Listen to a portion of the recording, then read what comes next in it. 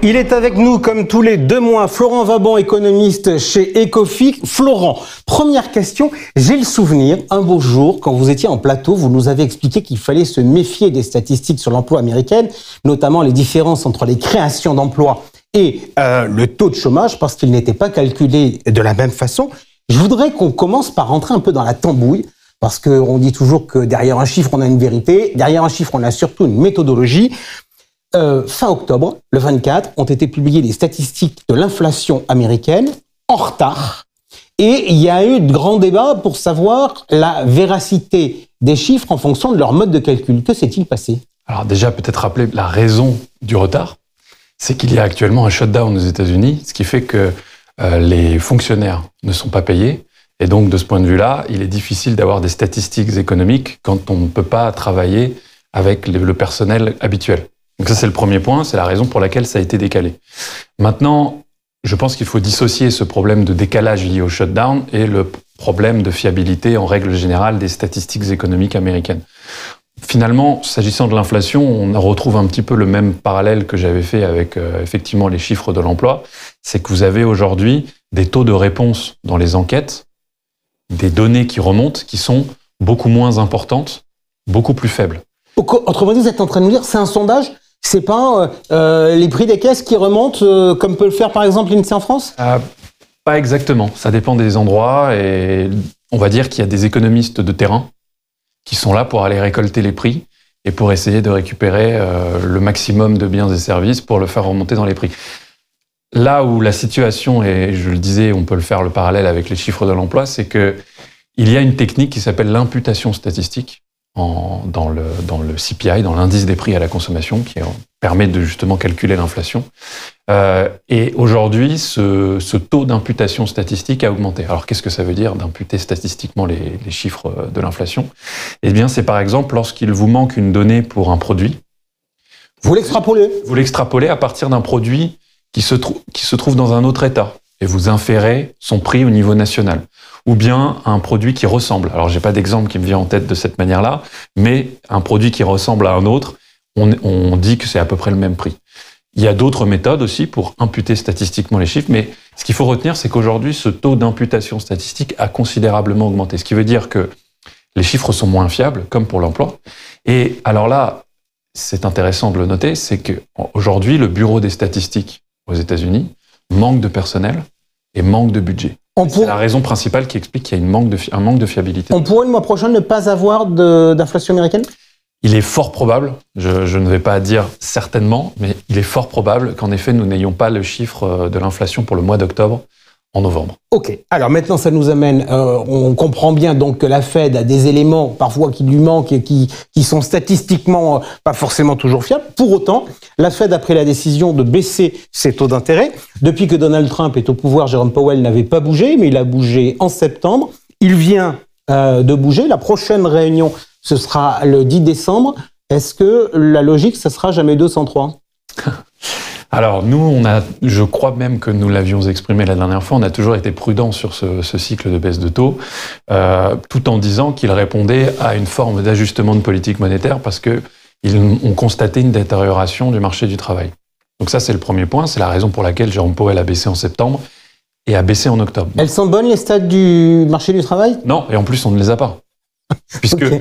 La dernière statistique du taux de chômage, par exemple, si on ne prend que celui-ci, la dernière statistique disponible, c'est celle du mois d'août.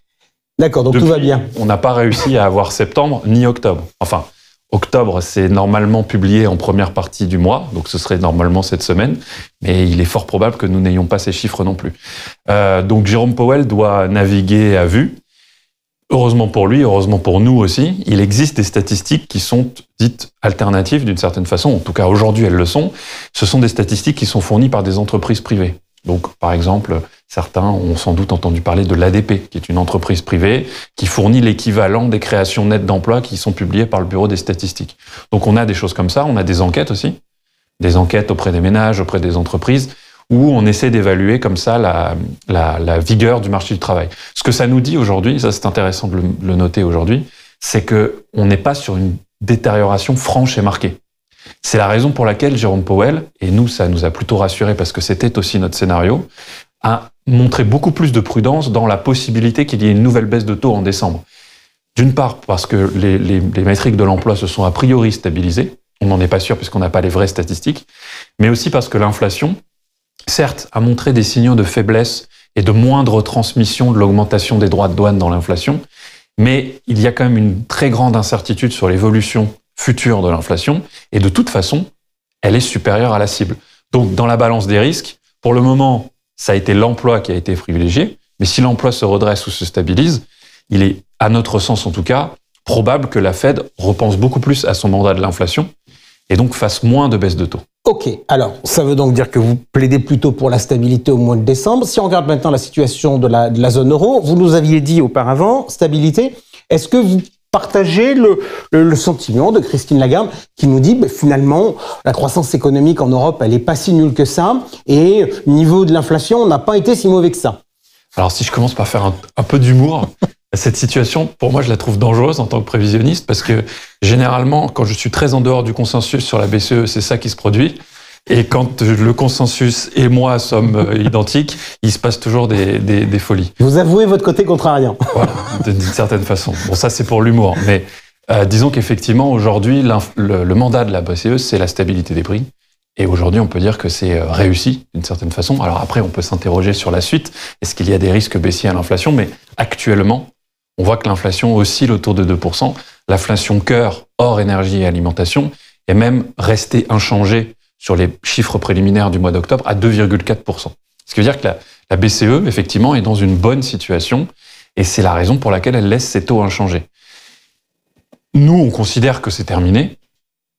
Ça veut dire terminé, ça veut dire pas de mouvement. Pas de mouvement. Donc décembre, 2 jours après la fête, on va revenir... J'irai même plus loin, à horizon 6 mois, on reste sur une stabilité des taux à 2%. Taux de facilité de dépôt à 2%. Ok. Mais ça n'est pas sans dire qu'il y a des risques. C'est pas notre scénario central, encore une fois, mais il faut toujours envisager le pire, d'une certaine façon.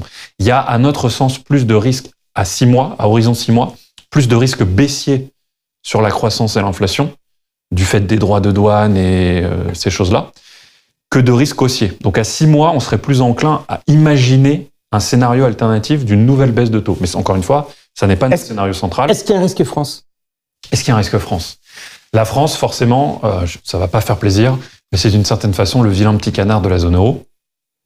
Ça, c'est le premier point, parce que l'instabilité politique engendre des dégâts économiques et une moindre visibilité sur ce que pourrait advenir de la France, et surtout des taux d'intérêt français. Ça, je pense que c'est le point principal, c'est que la BCE ne contrôle pas les taux d'intérêt. Elle contrôle les taux courts, elle les fixe, mais les taux longs, elle n'a aucune emprise dessus, si ce n'est d'ancrer les anticipations de taux courts. Mais donc, si la France, comme ça a été le cas à un moment, se démarque très sensiblement des autres pays, vous avez sans doute vu passer le fait que l'écart de taux entre l'Italie et la France était considérablement resserré. Ça marche aussi pour le Portugal, ça marche pour l'Espagne. Et à contrario, l'écart entre la France et l'Allemagne a considérablement augmenté. Donc ça veut bien dire qu'il y a quelque chose de spécifique à la France en zone euro. Et si la situation s'emballe beaucoup trop, de par son poids important dans la zone euro, il pourrait y avoir un risque effectivement que ça pénalise la croissance économique en zone euro et l'inflation, et d'une certaine manière que ça, dans le pire des cas, engendre une crise de la dette de la zone euro. On n'en est pas là. Qu'est-ce qu'on fait en termes d'allocation d'actifs? Grosso modo, vous êtes en train de nous dire les taux vont pas bouger pendant quelques mois. Non, mais ça fait un moment qu'on le dit. Non. Vous nous rappelez, voilà. Les taux ne vont pas bouger pendant quelques mois. Qu'est-ce qu'on fait en termes d'allocation d'actifs? Est-ce que on revoit l'IA qui progresse à nouveau fortement? Est-ce qu'il n'y a pas une bulle? Est-ce qu'il faut sous-pondérer les actions? Est-ce qu'il faut sous-pondérer les États-Unis? Votre sentiment, c'est quoi? Alors, ça fait beaucoup de questions. Déjà, sur le spectre obligataire, si les taux sont considérés à horizon 6 mois, par exemple, comme relativement inchangés, on se dit qu'il y a effectivement peu de possibilités d'avoir des performances sur la classe d'actifs obligataires, si ce n'est à aller sur du un peu plus risqué, c'est-à-dire sur des obligations d'entreprise, où là, il y a du portage, et donc, forcément, on serait amené à favoriser cette typologie d'actifs. Donc ça, c'est pour la partie obligataire. Pour la partie action, votre question est tout à fait pertinente, puisqu'on en avait parlé d'ailleurs la dernière fois. On s'était déjà montré prudent, mais à tort. C'est-à-dire que souvent, la tendance, elle est tellement puissante, le momentum est tellement fort, qu'on peut se tromper pendant longtemps. Ce que nous disons, pour essayer de rectifier un peu ce que j'avais dit la dernière fois, pour nuancer un peu, c'est qu'effectivement, aujourd'hui, il y a une forme, on pourrait qualifier comme cela, d'euphorie sur l'IA aux États-Unis. Et de toute façon, ça se reflète dans la composition des indices, parce que quand vous regardez le top 10 des valeurs du S&P 500, c'est grosso modo 40% de la capitalisation boursière de l'indice dans sa totalité. C'est ce qui est énorme. Donc ça veut dire qu'il y a un risque de concentration, des risques qui sont concentrés, j'insiste là-dessus, sur quelques valeurs, sur une thématique. Donc on pense qu'il faut diversifier. Puis il y a un autre point aussi qui est fondamental, c'est que moi je m'adresse à des investisseurs qui investissent en euros. Nous aujourd'hui on a... Et il y a le risque de change et le dollar. Il y a le risque de change, le dollar a dévissé cette année. Et donc de ce point de vue-là, si vous n'étiez pas couvert sur le dollar, ce qui est rarement le cas d'ailleurs quand on investit sur les actions, à des exceptions près bien sûr, eh bien vous avez une performance qui est très en deçà. Et de toute manière, même quand on regarde en devise locale, alors ça se joue au coude à coude, mais la performance des actions de la zone euro est quand même supérieure. Donc ça, c'est plutôt toujours favorable à notre sens pour une poursuite de la diversification internationale sur la poche action, parce qu'il y a des endroits dans le monde où il y a des valorisations qui sont moins tendues. Et comme nous sommes plus positifs sur le cycle de croissance hors des États-Unis, notamment sur la zone euro, le fait qu'il y ait un redressement conjoncturel à l'horizon, à notre sens, ça va contribuer à ce que j'appellerais une atténuation de l'exceptionnalisme américain, pas une fin, mais une atténuation.